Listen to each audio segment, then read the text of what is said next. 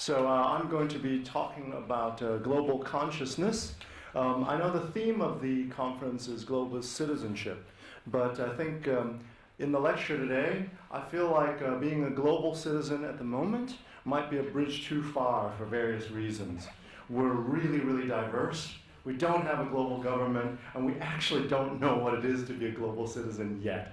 So this is kind of a project in the making, and I'd like you to join me on this journey of how we make it. So I'm talking about moral, ethical, and empirical responses to globalization. This is co-authored with a Chinese PhD student from Beijing. His name is Zhang Jiqi, and my Chinese name is Liu Huofu, by the way. The last name comes first. So, globalization. Now, I grew up in the 60s and 70s, and that was the era of Star Trek. Everything was going to be perfect. You know, we're going to become one globe, and everyone would be happy, and there'd be James T. Kirk there, and then, you know, I would be Captain Sulu on the side, and faithfully following his orders, and, you know, the Uhura would be carrying out. Well, anyway, if you watch the recent iteration of Star Trek, it's gotten very, very dark. It's not a happy world anymore, all right? And so what's happened in that intervening time? Before we had real globalization, everything was going to be hunky-dory, and we're going to live in this wonderful world. And now that we really have globalization, you look around the streets of Wellington or Auckland, it is a very globalized place. And when I talk to my daughter and her generation, they're very, very dark. They're very, very cynical. They don't have that optimism for the future that my generation had. So what happened? So we'll talk about that, because I think that some of it is justified and some of it is not. A very wise writer once wrote, it was the best of times and it was the worst of times, and I think that's the case today. So let's look at that, examining what's happening. Why is globalization turning out the way that it is these days? First of all, the experience of globalization has not ended up homogenizing the values of the world. So this slide is saying, to giving you a perspective on things, I'm going to be presenting quite a bit of research, but you need to know where it's coming from. So that picture was taken in Taiwan in 2015, and my father is this is Liu Shuxian. He was a professor of philosophy, and very much in Confucian philosophy. So that's going to be the orientation that I bring. But everything I really know comes from Mom here. So she was the one who taught me Chinese, right? And so my orientation is going to be both this Chinese, American, New Zealand kind of hybrid. And so for my parents, this is an aphorism. You know, Maori really like this whakataue. This is a Chinese whakataue. 落土生根, 落叶归根. So when you grow your roots wherever you land, I've been in New Zealand now 24 years, because 落叶归根, as you get older, you return to your roots, and my parents did. They went back to Taiwan after raising me and my brother in the United States. So this will give you a bit of a perspective on the things that I'm going to talk about today, because there isn't any one pathway towards globalization. We're all going to experience these global factors in quite different ways. So, and since this is an adult and community education conference, I thought I'd invoke the culture hero for Chinese culture. Chinese culture is obviously impacting the world in unfathomable ways. And it's an unusual culture in the sense that the culture hero is not a god, not superpowered, but only a teacher, and a failed teacher in his lifetime at that. So he didn't become a popular teacher till quite a few hundred years after his death. But I think for everyone in this room, the phrase he says here is quite relevant, and it's going to be very relevant to what I have to say for this conference. So Confucius said, at 15, I set my heart on learning. At 30, I took my stand. At 40, I came to be free of doubts. That's a pretty tough one there. At 50, I understood the decree of heaven. At 60, my ear was attuned. At 70, I followed my heart's desire without transgressions. Now, you lose quite a lot in translation, but it's saying that there's an arc of development. And these historical trajectories apply both for cultures and nations, and they apply for individuals as well. And that's why the experience of globalization is so different depending on where you are in your lifespan and depending on where you come from in terms of culture. People have spent years and years analyzing this discourse, so I won't do that. I just say, this is where I'm coming from, and certainly it's something that I take very seriously, because I'm between 50 and 60, so I'm supposed to understand the decree of heaven, and I'm supposed to be very tuned in to the way, so hopefully I'll be able to get a little bit of that today. That's a kind of a Chinese take on the development of something like a more globally attuned consciousness. But of course, the dominant culture in the world today is Western culture. And the term that has been used most commonly by Western theorists is a thing called cosmopolitanism. So what is this global cosmopolitanism that Western theorists have talked about? So this is a quote. Contemporary cosmopolitans believe that every person has global stature as the ultimate unit of moral concern. Okay, that's a big mouthful. That is basically Western epistemology around the 19th century. Okay? Liberté, égalité, fraternité, these kind of things. And of course it clashes with many other cultural systems. Right? So when Europeans colonized Aotearoa, Maori did not have that epistemology, so the individual was not sovereign over the collective. So, although they thought they were global, and the founders of New Zealand, the Pākehā founders of New Zealand, certainly thought they were global, their consciousness was not necessarily global. And that stands today. So, if they're the ultimate unit of moral concern and therefore is entitled to equal respect and consideration no matter what her citizenship status or other affiliations happen to be. So this focus on equality in principle is at the center of this kind of global cosmopolitanism.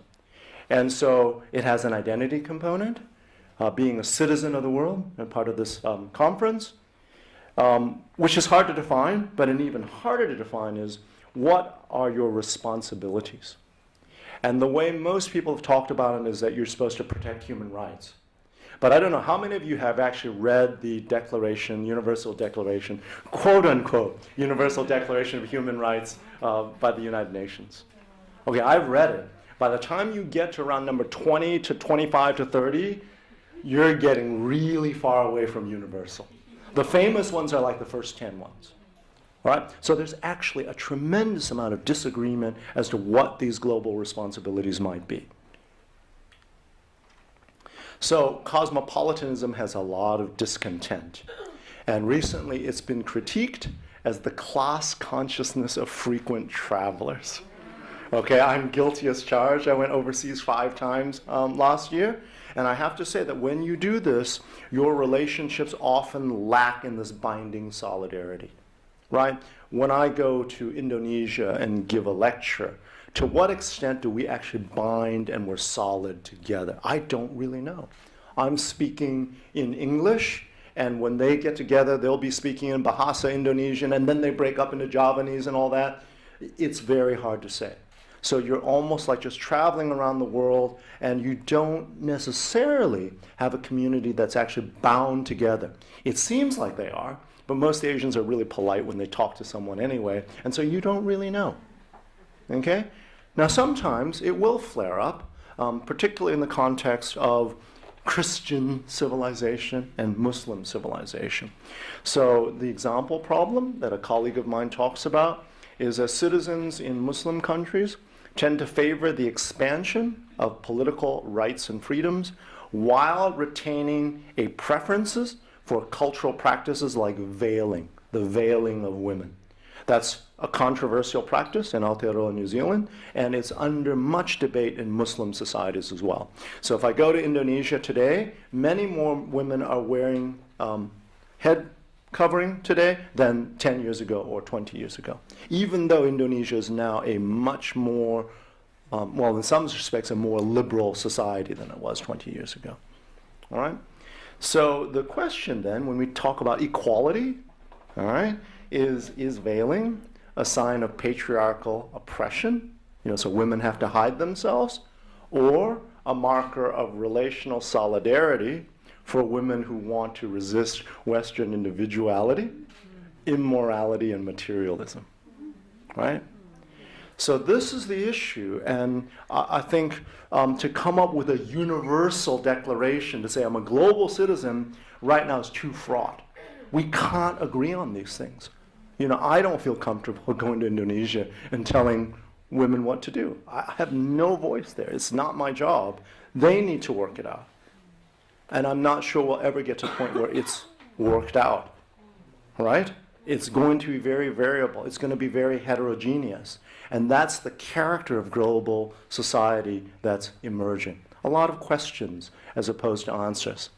So the issue that we're having here is the catchphrase that all of this cosmopolitanism, liberalism was based on was égalité, fraternité, liberté, égalité, fraternity. So the question is, does liberty and equality necessarily lead to fraternity?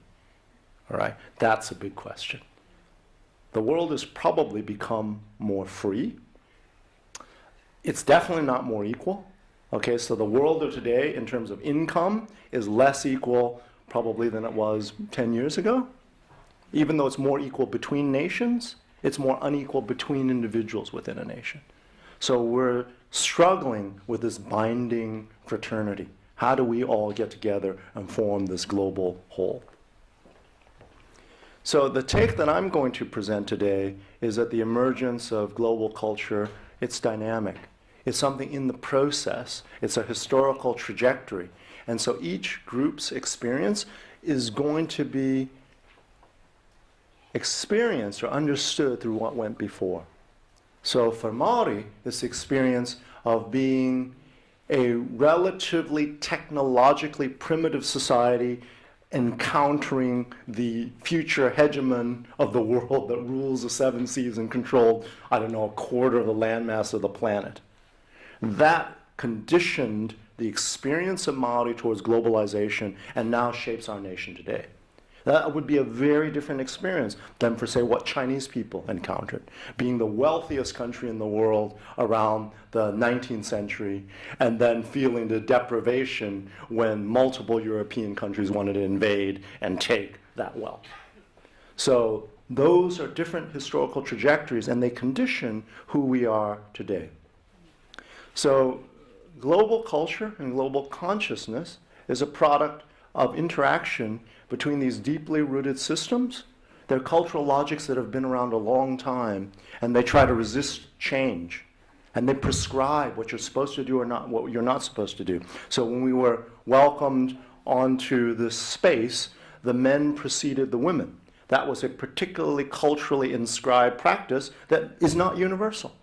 But Maori culture wants to keep it that way, or at least some parts of it do. Interacting with this newly emergent, technology-driven global economy.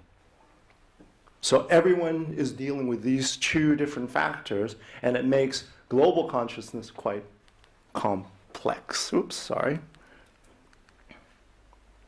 So this is a table from quite famous researchers, Engelhardt and Baker. And they basically talk about the persistence of traditional values, and they talk about cultural zones. So what they've noticed is they've been doing the World Value Survey, surveying countries around the world for more than 30, almost 40 years now. And what they've noticed is that people are not homogenizing. So we're not reaching a Star Trek world where Captain Kirk leads and everybody else follows. What we're finding is different cultural zones where there are different values predominant in each of these cultural zones. What is homogenizing is this global capitalist system. All right? So we're keeping many of our traditional values So that if you go into this part of the world, you're going to be in a hierarchical relational world. And if you bring in your individualism and your freedom and equality values and you try to practice them here, you're going to struggle. Because the government will tell you, and messing with the government in China is probably not the best thing for your health. And then you've got nearer zones, like for instance, even the difference, Catholic Europe right now is still quite different than Protestant Europe, although it's closer than that to the Confucian zone. All right? So, we're not heading towards a single homogeneous coffee-colored whole with liberal Western values. What are we heading towards? This is where we are right now, right? Okay, so we have headed into a world where, according to Oxfam, the top 1% of the human population controls 46% of the world's wealth. And so capitalism in China is state-based capitalism. Capitalism in New Zealand is more free enterprise. Oh, but if you know people in government, you'll do much better than if you don't. All right? And then you have all the rest, the teeming, huddled masses, and you don't get such welcome for the teeming, huddled masses. Like our country, New Zealand, who do they want? The young, the educated, and the rich. Right? That's our immigration policy. So that's the element of the world that seems to be more universal than the values part. So this is one of the reasons why we have so much dystopia and dysphoria right now, because everyone can see this. It's just putting some words to it. Oops. How did I come along this journey? I guess I still remember in it would have been 89. I was a graduate student at UCLA.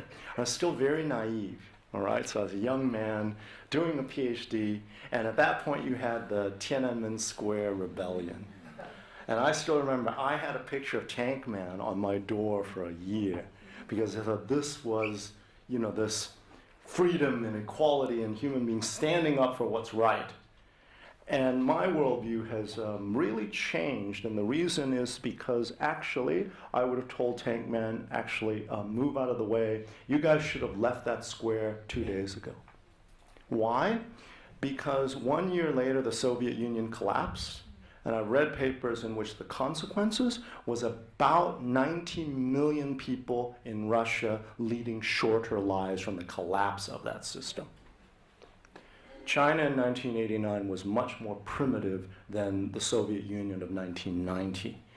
If China had collapsed in 1989, probably 200 million people would have died. And then at the end of the Russian Revolution, what they saw was not freedom and equality, but oligarchs plundering the country, and now they love Putin, right? At least he's our oligarch, and he'll kick you guys' butts, right? So it's become nationalistic. That global consciousness didn't happen. The Russian people felt totally betrayed by what happened to them in the 90s, and now we have Putin. Right? So we don't have this thing, and I think that we're all, our naive Star Trek innocence, it just doesn't stand anymore. I'm not putting up pictures of Tank Man, except in this more critical manner now, saying, wow, I believed this back in 1990. I don't now. I go to China every year, and in certain respects, the system, it does frighten me as somebody raised with liberal values, but on the other hand, I say, wow, lifting 200 million people out of poverty in 20 years, it's more than anybody else has done, all right? And it was done by this benevolent dictatorship, not by liberty, equality, and fraternity. Okay, so this is the kind of build-up. And to understand now, specifically do go into some research that we did in China, because China is the factor that's going to impact everything in this coming century. And I've talked to many Maori colleagues. They're ready to go on this, because we understand these collectivists. We understand mana. We'll give them mana, we just protect our mana. So this is some research that Robert is doing, and looking at these different models. We're examining different structures of trust in China and the United States. You've got, in Western culture, this separation of powers model based on this liberty, freedom, equality. So the idea that these different groups, like for instance central government and local government and NGOs, should all work together, and they're supposedly relatively equal, even though anyone working in the NGO sector knows they're not actually, all right? In China, there's no pretense about everyone being equal. The central government is here. The rest of you will obey. You're not voting for Xi Jinping, but he's actually more popular than anybody I know in the global scene, except maybe Vladimir Putin, and I don't really know. And so you've got this collectivism, this high power distance. These are deeply embedded within Chinese culture. That culture of respect, that culture of collectivism, that mana-based thing, where, boy, if Xi Jinping goes and eats lunch at your restaurant, you're in Fat City. Everybody's going to want to eat at his restaurant just to try to get a bit of that mana. All right? It's hierarchical. It's part of culture, but it's even more extreme because this is shared among the East Asians. China, Japan, South Korea, Taiwan, they all have this culturally, but their political systems have changed considerably. So the political power structure is what differentiates China from everyone else. It's got this centralized power, and that centralized power is not about to give up its grip on power. So that puts a real challenge on any ideas about global citizenship and on global consciousness when, I am a Chinese-American New Zealander, so I have 3 citizenships. I have a New Zealand citizenship, I have a US citizenship, and I have a Taiwan citizenship. Okay, now Taiwan are the bum boys of China, so we're really quiet, we say, yes sir, but then we just say, but actually, we're not going to do what you say. Yeah, right. So there's a centralized government here, and nobody messes with the central government to their face. And then underneath, people do what they do. There's a phrase in China, 上有政策,下有对策. The top has policy, the bottom has counter policies. Right? And they all do it underneath the table because you don't do it to the boss's face. So that's a really different way of dealing with globalization than what's here. Here we can complain about everything. I remember in Wellington when I first came here, they wanted to build a 200-meter freeway bypass, and these students in these slum housing that nobody fixed in 20 years because they knew it was coming, held it up for like 10 years. Right? It's not particularly efficient. In China, the government just says, and you're gone. Right? Different ways of doing things. But New Zealand ain't going to lift 200 million people out of poverty using that type of strategy. Everybody knew that freeway bypass was coming in, but like 20 students blocked it for 5 to 10 years. All right? Just because they wanted slum housing that was really cheap. So there are different models now. And so we're entering into an era where it's fairly obvious that we're going to have heterogeneity for the near future.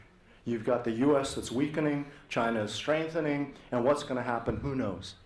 New Zealand has positioned itself in a very nimble way between these two giants. I think in some respects, we've done amazing, right? These 3 strong, capable women. I mean, wow, 3 prime ministers leading our country. That is amazing, right? That is liberal values to the nth degree. Clearly one of the most important things in the 21st century is equality between the sexes, right? But, okay, that factor has hit Aotearoa as strongly as any place in the world. And if you want to try to buy a house and you're 19-year-old in Wellington or Auckland, good luck, right? And then here's the other one, right? So 1, you're not immune from the neoliberal global economy, and 2, we have these post-colonial blues that aren't post at all for Maori, are they? So look at these numbers, right? 56% of the prison population of 2016 is Maori, right?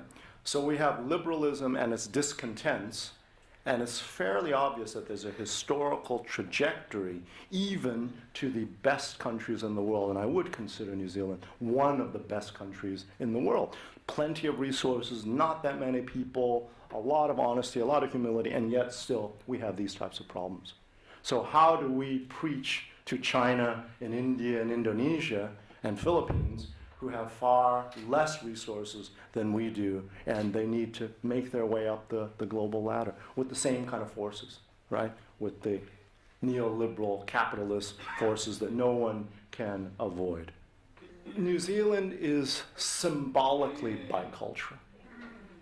All right, so this is our coat of arms, okay? But it isn't realistically bicultural, right? So it doesn't have equality in fact. It only has equality in the symbolic space. We all enjoy that space. It's a wonderful space to sing and to share, but then we go back homes, and some of us have these big homes and corporations, and others of us don't. All right, and that's one of the historical challenges for New Zealand that certainly this organization has taken up, and certainly any tertiary education sector has to take up as well. So we have these spaces that we all share, that we dream about. It's one of the things that's the most wonderful thing that I've experienced in my 24 years here, because it makes our society layered and complex. So even ordinary New Zealanders experience their national identity as layered and complex, because according to the treaty, Maori are a non-assimilable minority. And there's very few countries in the world that are gifted with that. And most of them that have it do really well. Switzerland is gifted like that. There are 4 constitutional groups that make up Switzerland. And the fact that they have to deal with each other and have learned to do it with respect is a huge asset for them in dealing with all this inequality and the fact that heterogeneity is here to stay.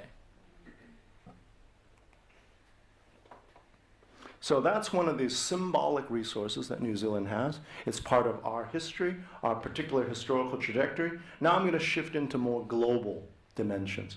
This was done by a colleague of mine. We just contributed some data looking at the most popular themes for global celebration in 25 countries. These are complicated slides. You can read them or you cannot read them. I've picked the 2 highlighted ones, the ones that on scales from 1 to 7, where you really you like them a lot. The highest 2 themes were 1, the courage to build justice for the children who would inherit this world. And 2 is celebrating our friends, family, and community. So you can see what's happening is that there's a solidarity theme, and then there's an aspirational theme. And these 2 don't always go together, right? So when we're here, we tend to be in-group favoring and favoring our own close networks. And when we're here, maybe we're looking more generally. And so this kind of tension between these wider circles and the narrower circles is built in to global views of globalization. So the question is, who are quote-unquote we, and what is it that we want? Identities are multiple and layered, so here's a lot of them. So at times, you might think of yourself as, I'm a Kiwi, so that's a national identity. At times, you might think of yourself as, I'm an educator. That's an organizational identity. At times, you might want to think of yourself, I'm a mother or I'm a father. That's a relational identity.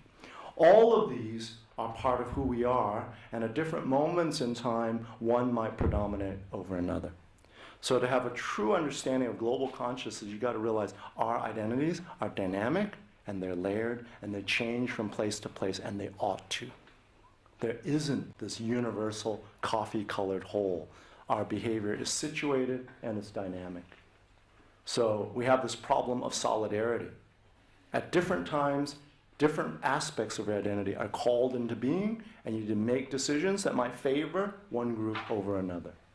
This one, I think I might skip over a little bit because my time is getting short, but the idea here, there's a psychologist named Hubert Hermans, and he says basically, to be globally conscious in the 21st century, you need to have a multi-voice self.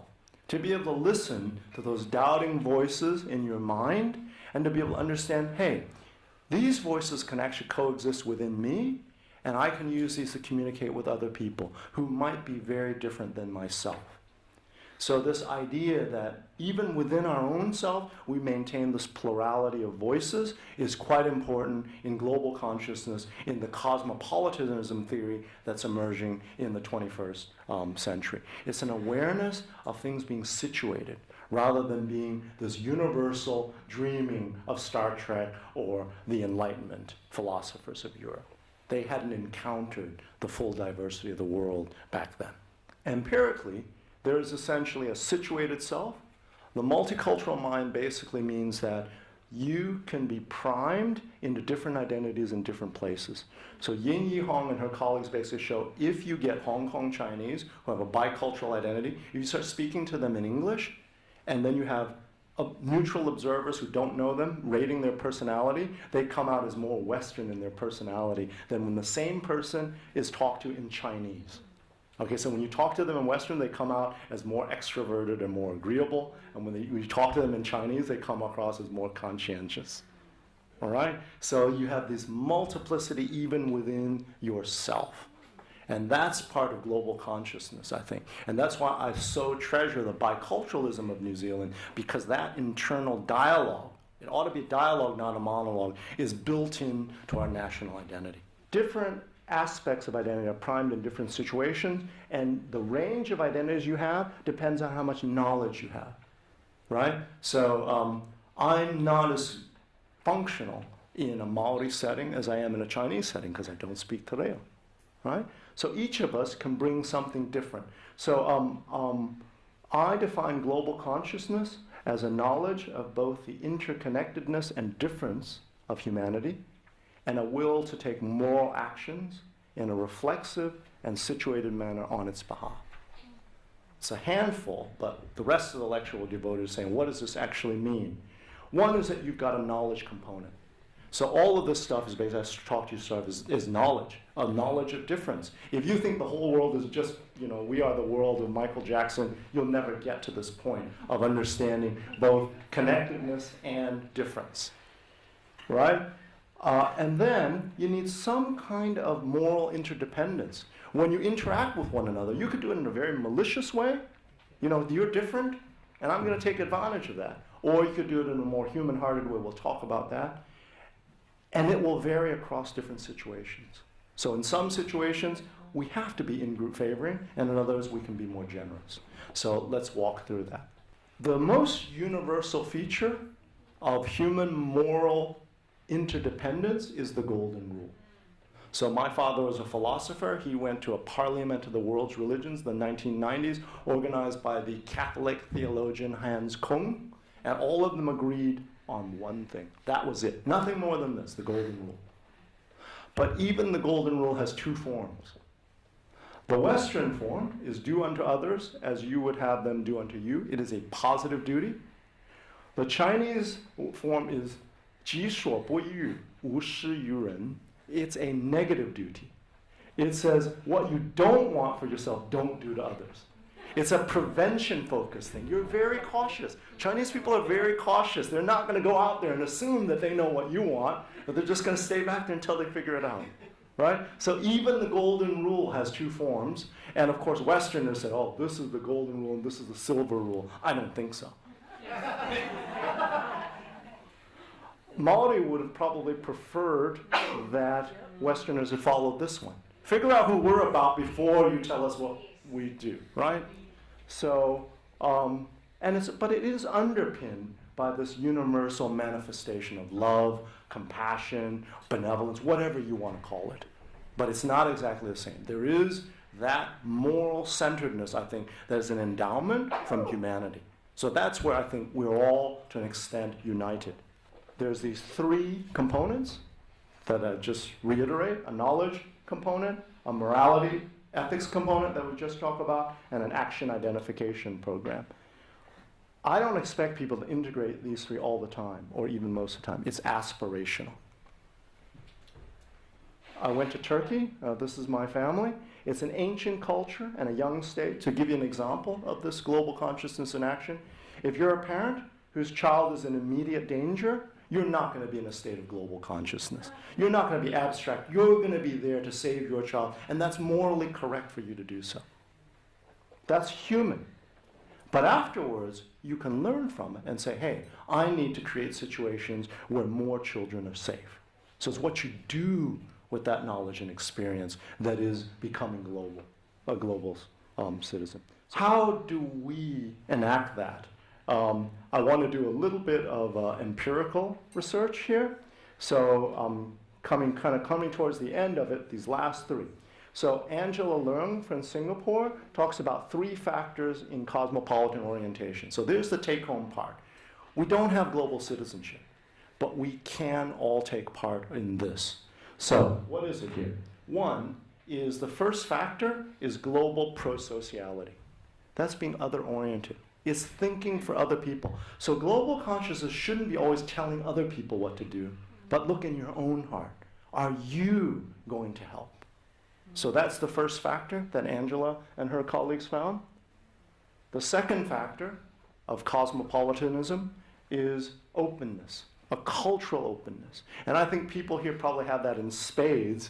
You guys are on this lifelong learning journey that Confucius talked about, and that's keeping open. This is specifically in a cultural sense, being open to learning new things all the time. Makes you excited, makes you feel young again. I think people in Aotearoa, New Zealand, would understand this very well, is respect for cultural diversity. Not trying for that assimilative whole where there's only one that's ruled by the dominant group, but there's respect for multiplicity. What are the correlates of it? So basically, what it shows you is these 3 factors are correlated only slightly with education. So it is true, the more you get educated, the higher you are in cosmopolitanism, but these are quite weak. So the correlation, for instance, between height and weight is about 0.8. You can see this correlation is very small. It's got a small correlation with social status. So high-ranked people tend to be higher on cosmopolitan orientation. So it has a kernel of truth that is the class consciousness of frequent travelers, right? But it's only very slight. Liberalism. Okay. So it's negatively correlated with conservatism. So people are a little bit politically liberal who are cosmopolitan. Okay? In New Zealand, the correlations between education and cosmopolitanism are actually a little bit higher. They're in the 0.18 to 0.26. And you can see I'm very proud of all of us in this tertiary sector. Okay? The scores of cosmopolitanism are higher for undergraduates and postgrads than they are for diploma, certificate, or no degree. So education does influence you to become more cosmopolitan. So you are doing your bit for global consciousness. All right? Personality, of course, that's a slight correlation. The other thing is you've got to have that aptitude to want to do it. What are the biggest correlates for cosmopolitanism? The first one is agreeableness. So people who like other people, who want to be with other people, enjoy being with other people, tend to have a more cosmopolitan orientation towards life. People who have openness tend to have more cosmopolitan orientation. The interesting one is this one here. Honesty, humility actually has a slight negative correlation. Honesty, humility is higher among rural conservative people. So they are a little bit parochial, but that's part of our cultural heritage. All right? So those are some of the personality correlates. And what are some of the outcomes? These variables are related to wanting to see global carbon emissions reduction, so concern for the environment, having more face-to-face social capital, so in other words, interacting more with others, being engaged more with others, and also, this one is more minor, is trusting, having a higher degree of trust in the UN, wanting to see a global society emerge. So it has implications for political views. And so to summarize, these actions are situation-specific activation of layers of identity. So in day-to-day life, maybe all you're doing is connecting socially with others. At particular situations, you might stand up to try to prevent climate change, prevent global warming, and your identity will go up and down. Action, particularly empathic actions taken when an individual is performing their role as a leader and decision maker, can produce a virtuous feedback loop. I mean, I have to say I've been really impressed with, say, having our leader be Jacinda Ardern. The flip side is, if your leader is Donald Trump, it goes in a different direction, right? So leaders and followers have things going in different directions. And I certainly think that if we can't be hopeful here, who can be hopeful? You can think of greater connectedness of everything you do. Everything you do has a layer that's here and a layer that's bigger. These are the United Nations Sustainable Development Goals, and they cover almost all of the ideals that I think you have in this organization and within the cosmopolitan orientation that I talked about. Having global consciousness, I think, involves stepping outside your comfort zone. How do you step outside your comfort zone? First, you know yourself, but then you grow yourself. That's stepping outside the comfort zone, seeing if you can do something new. The world is becoming interconnected, and no one of us has all the answers to create a better future for all of us. So when I went to China a few years ago and I asked them for the secret for their success, one guy just said, we don't have a model. We just feel the rocks underfoot as you cross the river. So carefully slip. This is a photograph I took of the malapropism. The English malaprops are great everywhere in China. So I think we need to feel the rocks as we're going. It's that pragmatic orientation. Very much, I think, characteristic of this organization. Keep doing it. Keep trying.